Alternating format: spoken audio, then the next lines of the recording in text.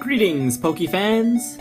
A penguin named Piplup here, live from the Kanto region to bring you an amazing, exciting new discovery in the world of Pokemon. As you know, we live in a world surrounded by amazing creatures known as Pokemon. But, Pokemon, what exactly are they, and how do you catch them all? Pokemon are fascinating creatures. They've helped humans in many instances and continue to serve as our friends to this day. But what are they exactly? Friends? Animals? Aliens even?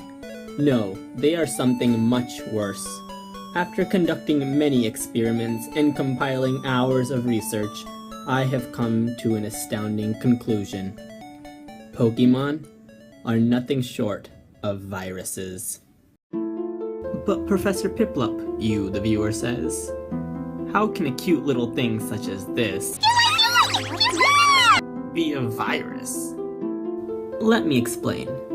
The first point I would like to make is that the number of Pokemon keeps steadily increasing. I mean, I remember being told by Professor Oak to catch all 151 Pokemon.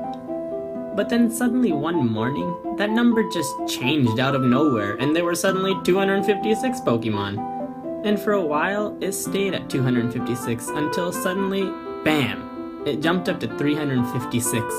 And then it went to 493, and then to 649, then to 721, until it finally reached the current number of 802 Pokemon. And I'm sure this number will only continue to grow. But Professor Piplup, these increases only happen because the developers want to keep bringing in new Pokemon to keep the series fresh, you say. And to that, I would agree. But for the purpose of this theory, let's just pretend that the world of Pokemon exists separate from ours.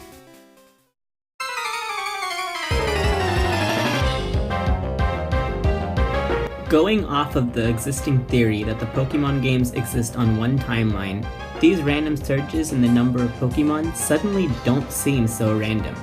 You can see that the Gen 2 games take place roughly 3 years after the original Red, Blue, and Yellow games. Then, Diamond and Pearl games take place 6 to 8 years after that, and so on and so forth.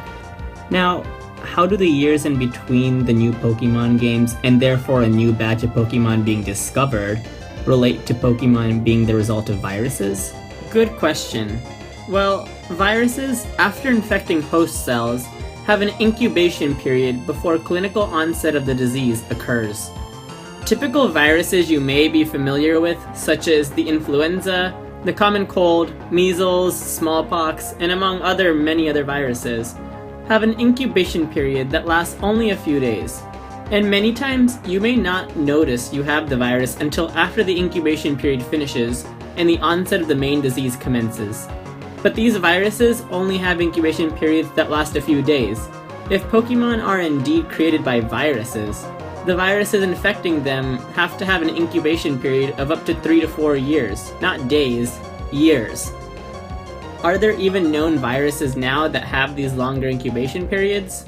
The answer to that question is yes. Acquired Immune Deficiency Syndrome, more commonly known as AIDS, is a prime example of this, as its incubation period can last anywhere from a few days to up to 10 years. Okay, so to recap, Pokemon popping up every few years is due to the time it takes for the virus to take effect. But viruses need host cells to attach to before the incubation period can even start. Who are these hosts? Well, I think this is actually quite clear. It is fair to assume that Pokemon are considered animals. And even if they have magical abilities, it's not to say that there aren't any just regular animals like you and I are familiar with in the Pokemon world. Take for example, Raichu and Ghastly's Fire Red Pokédex entries, which both have a mention of Indian elephants. In several of Bellsprout's entries, it is said that they prey on insects.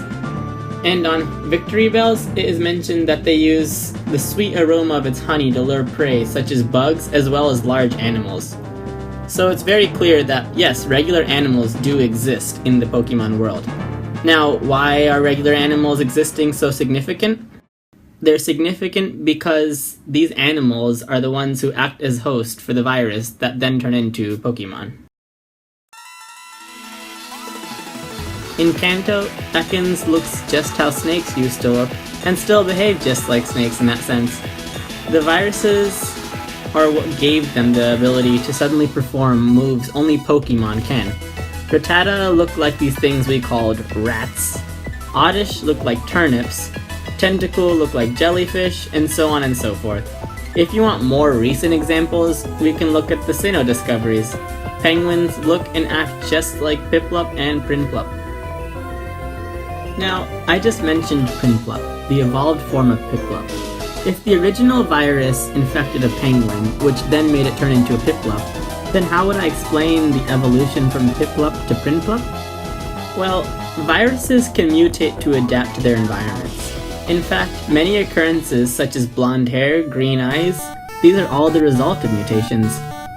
My hypothesis about why these mutations you call evolutions occur is that the host body is fighting back enough to cause the virus to have to adapt to these circumstances. Meaning, in order to continue surviving in the host body, they must mutate, evolve, in order to complete their takeover of the host. So if a Pokemon has 2 evolutions, the reason for there not being a third one is because by this final evolved state, the virus has successfully taken over the entirety of the host, and there is no reason or need to further evolve and fight back now that the host is dormant. So if this is a virus, then why are animals the only ones being affected by this? Why aren't the humans in the Pokemon world getting affected by these Pokemon viruses as well? Just because one animal gets infected by a virus doesn't mean every animal will also get infected by it. When you come down with a cold, or that nasty H1N1 virus that went around a few years ago, did you see anything about pets contracting this disease? No, because our bodies are built differently than theirs. The makeup of our body is completely different and unique compared to every animal out there. Viruses, or any disease for that matter, will not infect every known creature altogether just because we are all different and unique. So, there you have it. A potential radical Pokemon theory. Based on everything I just covered, what do you think? Can Pokemon just be the result of normal animals obtaining some weird virus and turning into Pokemon because of it? Anyways guys, thanks for watching the video. Let me know what you thought about in the comment section below, and feel free to give this video a like or dislike, as I really appreciate any feedback I can get. As you can see, this is my first video, so I really just want to improve from here on out. So thanks again guys, and I hope to see you all real soon. See you next time.